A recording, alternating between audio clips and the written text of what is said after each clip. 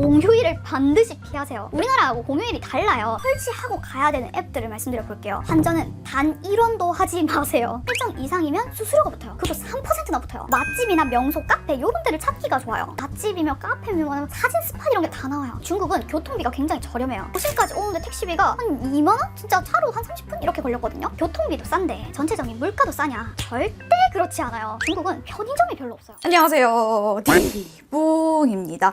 오늘은 중국 여행에 가신다면 가기 전에 반드시 꼭 필수로 봐야 되는 그런 영상이에요. 제가 최근에 상해 여행을 4박 5일로 다녀왔는데 저는 중국에 한 1년 정도 살았던 경험이 있음에도 불구하고 중국 여행이 너무 어려운 거야. 진짜 중국에 대해서 모르거나 준비를 안 해가면 여행을 못할 것 같을 정도로 중국 여행은 좀 다른 해외에 비해 여행하기가 어려운 것 같아요. 진짜 심하면 입국 거절 당할 수도 있을 정도로. 그래서 오늘 영상에는 중국에 입국하기 위해 꼭 필요한 것들과 챙겨야 되는 준비물, 그리고 뭐 현지 날씨나 환전은 어떻게 해야 될지, 뭐 전압은 어떻게 다른지, 그리고 뭐 대중교통 비용은 대충 어느 정도 드는지 뭐 이런 것까지 다 한번 알려드려 볼 테니까 이번 영상도 영상 끝까지 봐주세요.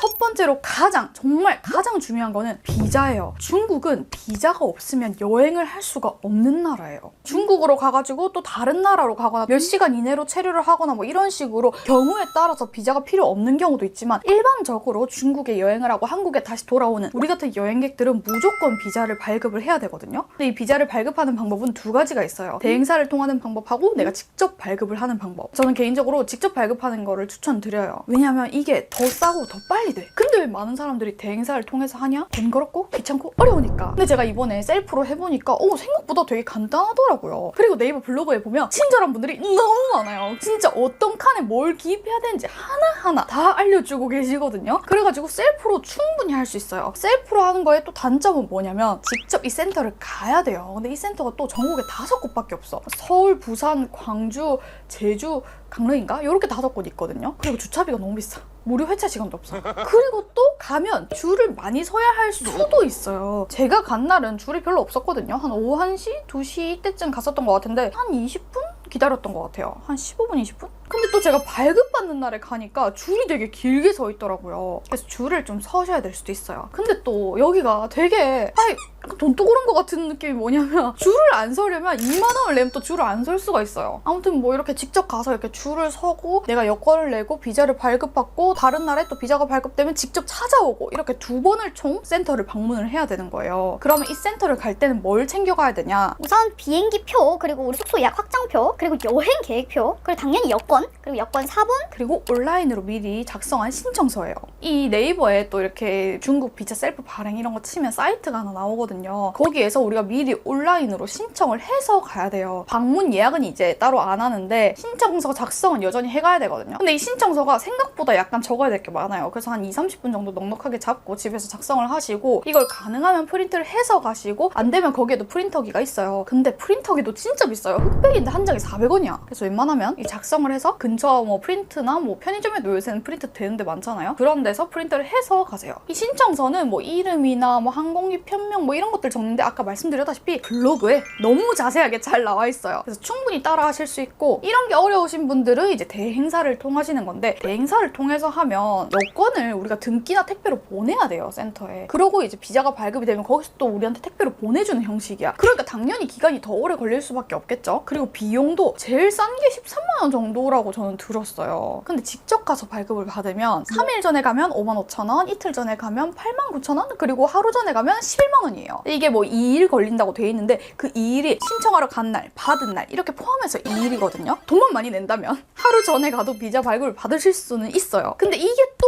주의하셔야 될 점이 뭐냐면 발급 받는 날 있잖아요. 신청한 날 말고 그 날은 오후 1시 반인가 이후에 발급이 돼요. 내가 만약에 오후 비행기다? 그래서 아침에 이거를 여권을 찾아가지고 공항에 가야겠다 이렇게 생각하시면 안 돼요. 왜냐하면 오후 이후에 발급이 되니까 최소 그래도 출국 한 이틀 전에는 신청을 하셔야 안정적으로 여권을 받고 출국을 하실 수 있을 거예요. 그리고 이제 숙소를 아직 예약을 못했다. 그럼 비자 못 발급받는 거냐? 이럴 수 있는데 무료 취소 이런 거 있잖아요. 아고다 이런데 무료 취소되는 걸로 일단 예약을 한 다음에 그 예약 확정서를 제출을 해요. 그런 다음에 그거 취소하고 다시 예약하셔도 돼요. 이렇게 많이들 하신다고 하더라고요. 그리고 여행 계획표는 대체 뭐냐? 그거는 저희가 진짜 뭐 하는지 하나하나 궁금한 게 아니고 얘네가 이상한 짓을 하나하나 궁금한 거기 때문에 대충 뭐 1일차 디즈니랜드 있는데 뭐 2일차 동방명주 구경 이런 식으로 간략하게 그냥 작성을 해서 제출을 하시면 돼요. 이것도 블로거 분들이 너무 친절하게 여행 계획표를 블로그에 올려놔 두셨더라고요. 그래서 그냥 그거 그대로 출력해서 그대로 제출을 하셔도 돼요. 그리고 여권의 남은 장수. 여권에 막 도장 너무 많이 찍혀 있어가지고 남은 장수가 2장 이상이 되지 않으면 비자 발급이 안 돼요. 그러니까 남은 장수 2장 이상 있는지 꼭 체크를 하시고, 그리고 또 한 가지 비자 사진을 준비를 하셔야 되는데 요거는 집에서 그냥 셀프로 찍으셔도 돼요. 그리고 출력도 프린팅 박스라고 해가지고 편의점에 이렇게 입점해가지고 온라인에다가 사진 파일만 업로드를 하면 진짜 막 여권 사진이나 증명사진 규격에 맞게 이렇게 프린트를 할 수 있는 그런 서비스가 또 있더라고요. 심지어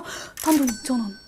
너무 좋죠, 세상. 그리고 여권 유효기간도 체크를 하셔야 돼요. 많은 분들이 해외여행을 가려면 유효기간이 6개월 이상 남아야 된다고 알고들 계시잖아요. 근데 이게 사실 모든 나라가 다 그렇진 않아요. 일본의 경우로만 봐도 유효기간이 그냥 하루만 나와 있어도 출국이 되거든요. 6개월이 꼭 남아있지 않아도 괜찮아요. 그리고 유럽의 많은 나라들은 대부분 3개월 이상만 남아있으면 괜찮아요. 근데 중국은 6개월 이상 남아있어야 돼요. 이 6개월의 기준은 내가 해외에 간 기준이 아니고 갔다가 한국에 돌아온 날 그 기준으로 6개월 이상이 남아있어야 되는 거거든요. 그래서 조금 애매하다 싶으면 그냥 재발급 받아버리세요. 그러니까 여권 유효기간도 미리미리 확인을 하시고 비자도 미리미리 챙기셔가지고 발급을 받으시고, 이렇게 하면 이제 중국에 입국 거절당할 일은 없을 거예요. 그리고 이제 두 번째로 요것도 정말 아셔야 되는 게 중국이란 나라가 정말 폐쇄적인 국가예요. 거의 뭐 좋게 말하면 와칸다예요. 진짜 자기네들만의 뭔가 그런 게 있어. 우리가 맨날 쓰는 앱들 있죠. 뭐 유튜브, 인스타그램, 뭐 카카오톡 뭐 등등 이런 앱들을 중국에서 못 써요. 그래서 VPN이라는 걸 통해 가지고 우회를 해서 이런 앱들을 써야 되거든요. VPN이 약간 휴대폰한테 내 IP를 속이는, 내 위치를 속이는 약간 그런 서비스잖아요. 그러니까 난 중국에 없는 것처럼 해서 외국인 것처럼 해가지고 앱들을 쓰는 거지. 근데 또 문제가 뭔지 아세요? 이게 중국이 VPN조차 막혀 있어요. VPN이 불법이에요. 그래가지고 거기에 거주를 하시는 이제 한인분들은 한인이 만든 VPN을 유료로 이제 결제를 해서 많이들 사용을 하시는데, 우리 또 중국 여행 가는데 뭐 그런 거 찾아가지고 결제까지 하기 좀 뭔가 좀 아깝잖아요. 근데 너무 다행인 게 뭐냐면 로밍이나 유심,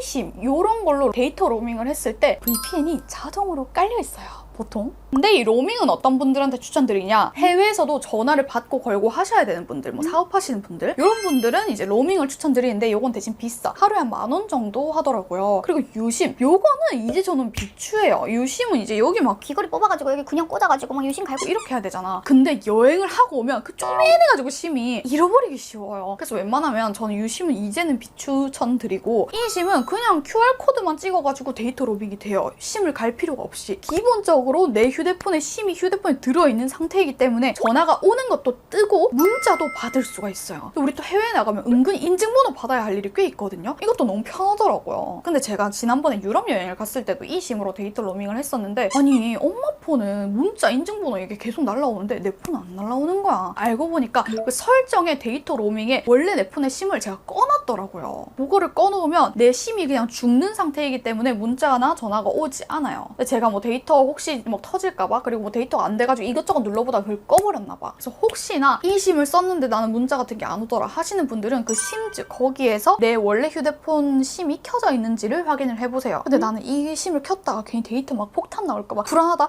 이러시는 분들은 미리 통신사에 전화를 하셔가지고 해외 데이터 로밍 차단해주세요 라고 하면 요금이 폭탄 나올 일은 없어요. 근데 이 중국을 여행할 때는 데이터 로밍 할 때도 신경을 써야 되는 부분이 있어요. 바로 데이터 양. 제가 아까 말씀드렸죠. 로밍이나 뭐 유심, 이심에는 VPN이 자동으로 깔려있다고? 그러면 뭐겠어요? 현지에서 와이파이를 쓰면 이 VPN이 없다는 거. 그래서 현지에서 와이파이를 쓰면 유튜브, 카카오톡, 뭐 인스타그램, 페이스북 다 안 돼요. 네이버도 검색까지는 되는데 뭐 블로그가 안 되나 뭐 그럴 거예요. 그래서 저는 다른 해외를 여행할 때는 보통 하루에 1기가 다 쓰면 저속 무제한 되는 요걸로만 써도 한 번도 부족한 적 없이 늘 잘 썼거든요. 보통 호텔이나 식당에 있으면 와이파이를 쓰니까 데이터를 덜 쓰게 되는데 중국은 VPN 때문에 호텔에서도 어디서도 자꾸 내 데이터를 쓰다 보니까 너무 빨리 쓰는 거야. 그래서 중국 여행하실 때는 데이터를 조금 넉넉하게 구매를 해가시는 거를 추천을 드릴게요. 거기 말도 안 통하는데 인터넷도 안 되면 어떡해요 진짜.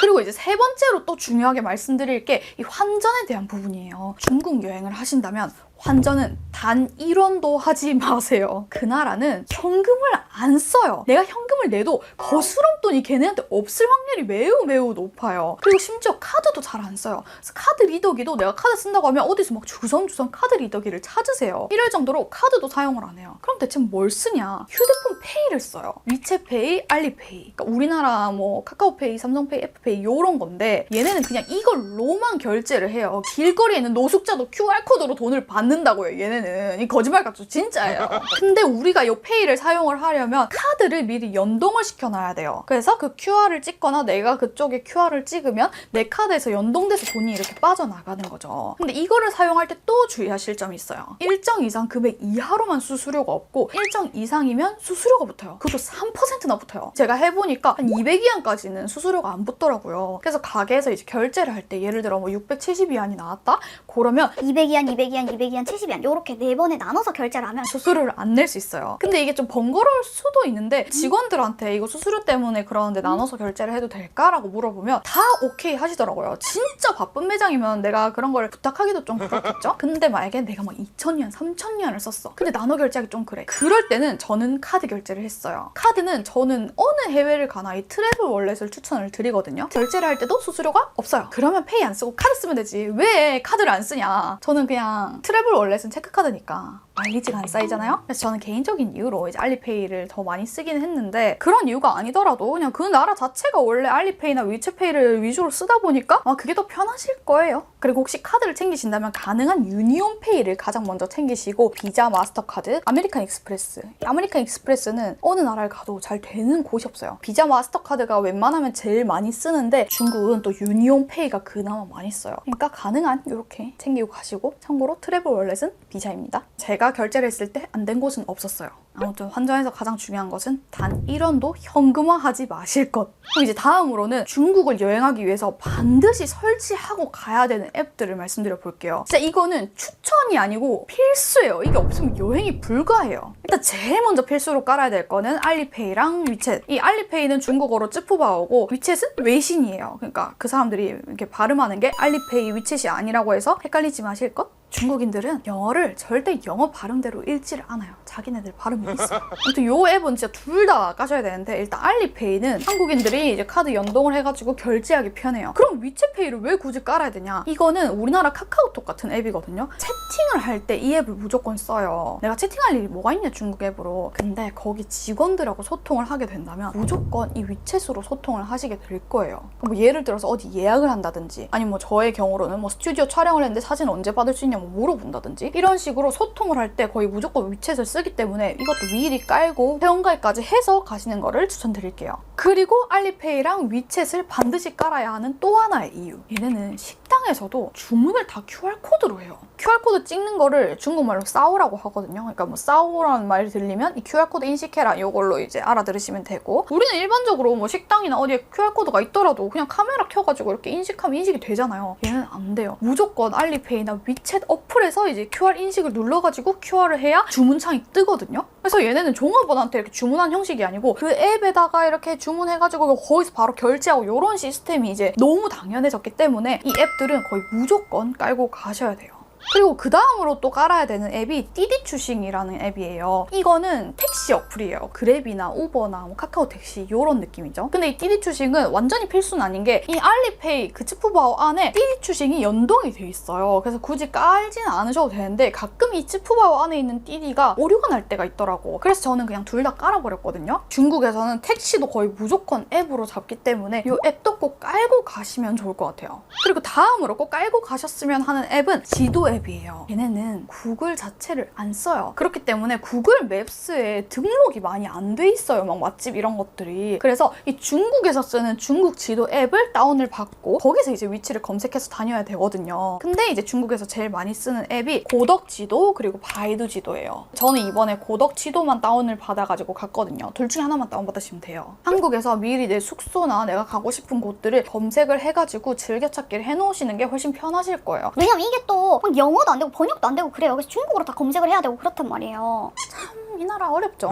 다음으로는 필수는 아니고 제가 추천을 드리는 앱이에요. 바로 샤오홍슈하고 따종디엠핑. 얘네는 왜 추천을 드리냐면 맛집이나 명소, 카페 이런 데를 찾기가 좋아요. 따종디엠핑은 어떤 앱이냐면 한국에는 대체되는 앱이 없어가지고 제가 정확히 설명을 드리기는 좀 어렵긴 한데 카페면 카페, 맛집이면 맛집, 마사지샵이면 마사지샵, 뷰티샵이면 뷰티샵 이런 식으로 카테고리화가 돼 있어요. 들어가가지고 뭐 상해면 상해 이렇게 검색을 하잖아요. 그러면 거기에 리뷰들이 이렇게 쫙 떠요. 간혹 뭐 할인 쿠폰 같은 것도 있고 행사하는 것들 이런 것들 나와 있어가지고 맛집 찾고 하기 너무 편하더라고요. 그리고 샤오홍슈는 뭐냐면 약간 뭐 인스타그램 같은 거예요. 위챗은 이제 약간 채팅 위주, 페이스북 같은 느낌? 피드를 올리면 내 친구들이 보는 느낌이라면 샤오홍슈는 진짜 인스타그램처럼 내가 약간 자랑식으로 올리고 사람들이 그걸 봐주고 내가 여기 올리기 위해서 막 사진을 찍고 약간 요런 느낌이거든요. 그래서 사진 잘 나오는 곳을 찾기가 너무 좋아요. 거기 이제 상해라고만 치면 뭐 맛집이며 카페며 뭐 사진 스팟 이런 게 다 나와요. 근데 말씀드렸죠. 이거는 약간 SNS 같은 거라고. 그렇기 때문에 정보를 안 적어주는 사람들도 있어요. 그래서 그 댓글들을 잘 봐야 돼. 댓글에 막 여기는 어디야 이런 대댓글에 남겨주는 경우도 있고 약간 우리나라 진짜 인스타그램처럼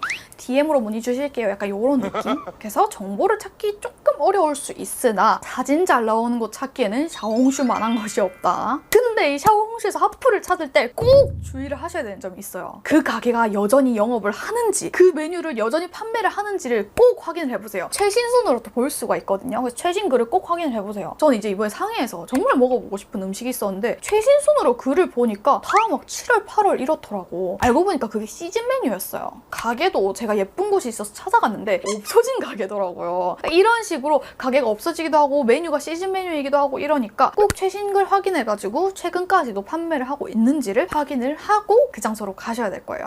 근데 이런 앱들이 다 문제인 게 뭐냐면 복사 기능이 거의 없어요. 그래서 진짜 막 캡처해서 이미지 번역하고 이래야 되거든요. 그래서 제가 또 추천을 드리는 앱이 파파고. 이거는 어느 나라를 가든 많이들 쓰시잖아요. 저는 원래 해외에 나가도 파파고를 거의 한 번도 안 쓰거든요. 말을 진짜 못하는데도 불구하고 한국말을 쓰든 이렇게 바디랭귀지를 하면 어떻게 통하고 굳이 이렇게 소통을 할 일이 잘 없더라고요. 근데 이번에 중국 여행을 해보니까 얘네들은 조금의 영어도 소통할 마음이 없어요. 혹시나 내가 중국어를 어디서 막 조금 알아갔다. 절대 단 한마디도 사용하지 마세요. 그냥 모르는 척하는 게 나아요. 우리가 한국어만 쓰고 영어만 쓰더라도 그 사람들은 중국말만 하거든요. 근데 우리가 중국어 한마디 뱉었다? 중국어 폭탄을 들이실 수 있어요. 그러니까 절대 중국어 사용하지 마시고 무조건 이 파파고 앱을 사용하세요. 그리고 이 파파고 앱에 음성인식 기능이 있는데 이게 생각보다 인식이 되게 잘 돼요. 그리고 애플에도 키보드에 그 마이크, 오른쪽 밑에 마이크 있죠? 그것도 인식이 생각보다 굉장히 잘 돼요. 번역 기능 해가지고 번역해서 보시고 내가 말하는 것도 이렇게 전달하고 이렇게 하시는 게 훨씬 편하실 거예요. 그리고 아까 말씀드렸다시피 중국 앱들에 번역 기능이 없고 복사가 거의 안 돼요. 그러다 보니까 파파고의 이미지 번역 기능을 굉장히 잘 사용하게 되더라고요. 물론 뭐 음식의 메뉴판 같은 경우에는 음식 이름이 다 뭐 자기들만의 이름이어서 번역이 이상하게 되는 경우가 많지만 웬만한 뭐 앱에 있는 내가 필요한 정보 같은 것들은 번역 기능 굉장히 유용하게 쓰이거든요. 그래서 이 파파고도 꼭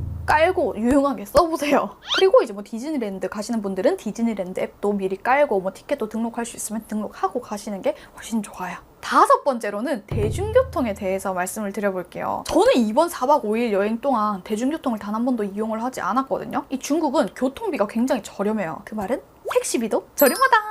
저는 이번에 상해 여행을 또 홍치하오 공항으로 갔어요. 상해는 홍치하오 공항, 푸동 공항 이렇게 두 곳이 있는데 푸동 공항은 약간 인천공항 느낌, 좀 더 도심하고 멀고 홍치하오 공항은 약간 김포공항 느낌, 좀 더 도심에 가까워요. 그래서 홍치하오 공항의 경우에는 도심까지 오는데 택시비가 한 2만 원? 진짜 차로 한 30분? 이렇게 걸렸거든요. 공항에서 올 때도 택시를 탔고 돌아다닐 때도 그냥 다 택시를 탔어요. 택시비가 굉장히 저렴한데 어느 정도냐면 한 10분 정도 타는 기준에서 2-3천 원 정도? 그리고 이 택시를 탈 때는 그냥 길에 있는 거 잡지 마시고 아까 그 말했던 띠디 앱 그걸로 잡는데 요걸로 택시를 잡을 때 또 주의하셔야 되는 점이 택시를 잡으려고 보면 뭐가 막 옵션이 되게 많아요. 이게 어려워 보이잖아요. 이게 어떤 느낌이냐면 우리나라 카카오 택시 잡을 때도 그냥 카카오 택시 있고 벤티 있고 블루 있고 뭐 블랙 있고 이렇잖아요. 그런 느낌으로 큰 차 있고 뭐 모범 택시 있고 우버처럼 개인이 운영하는 게 있고 택시 자체가 있고 막 이렇거든요. 근데 여기서 주의하셔야 되는 게 첫 번째 거는 웬만하면 하지 마세요. 제일 싼 거. 이게 뭐냐면 핀처라고 다른 사람하고 동승, 합승을 하는 거예요. 그러니까 물론 뭐 저렴하니까 하셔도 상관은 없지만 괜히 좀 불편하고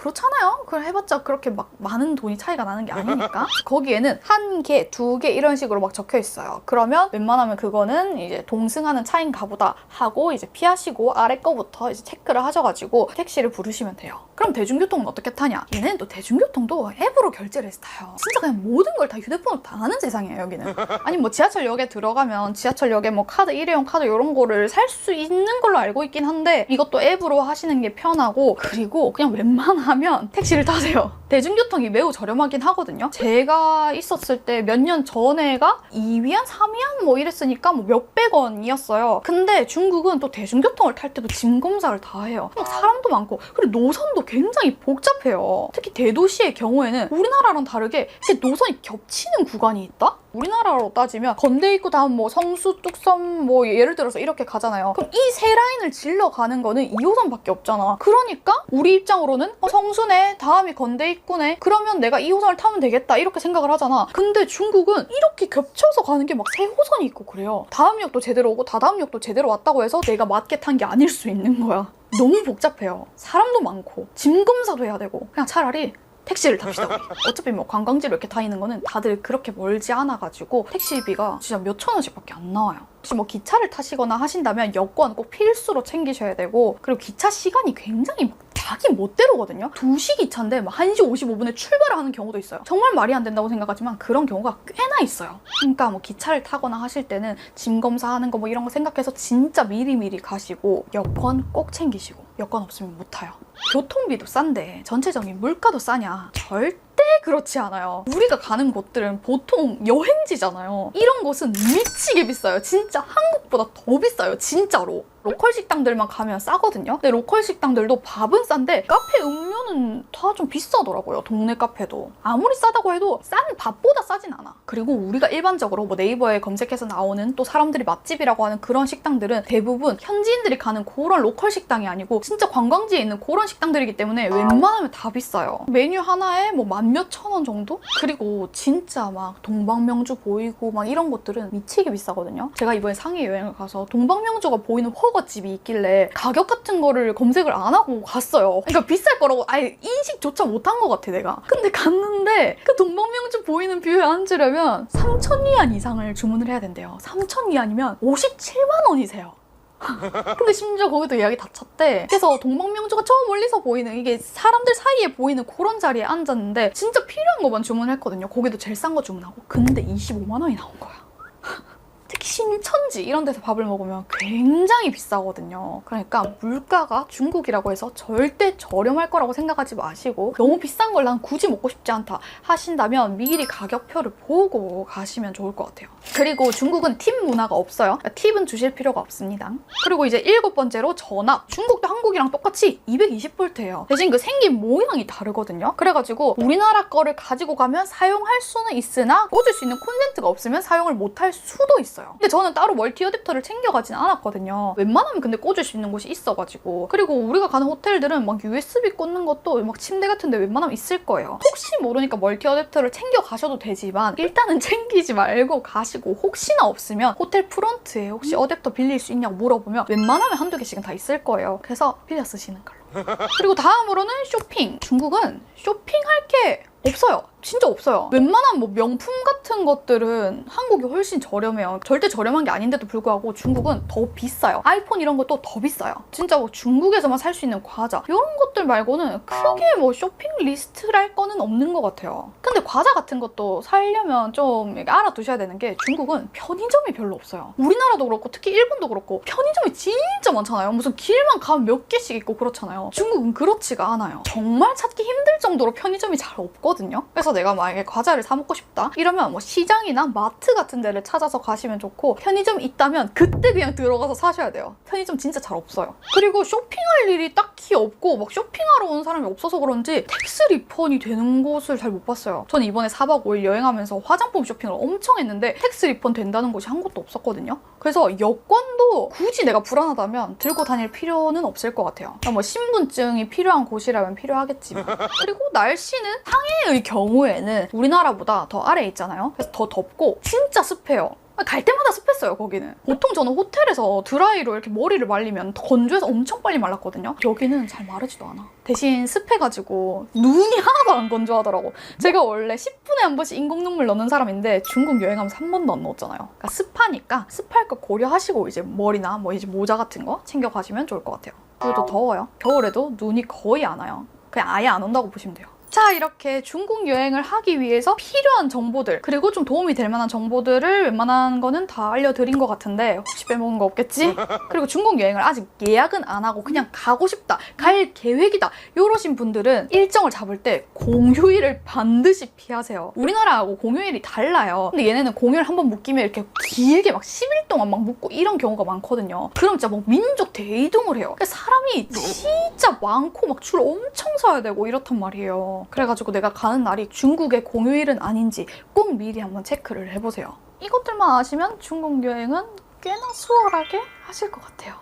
중국은 제가 살아본 경험이 있음에도 불구하고 어머 이거는 좀 어렵더라고. 그래서 반드시 숙지를 하고 가셔야 되는 내용이 좀 많아요. 여행 가기 직전에 이 영상 보시면서 하나하나 내가 잘 체크를 했는지, 내가 아는 게 맞는지, 앱은 다 다운받았는지, 회원가입했는지, 로그인은 잘 되는지 이런 거 미리 다 확인을 하고 가시면 안전한, 무탈한? 뭐라고 해야 되지? 아무튼 그런 여행을 하실 수 있을 거예요.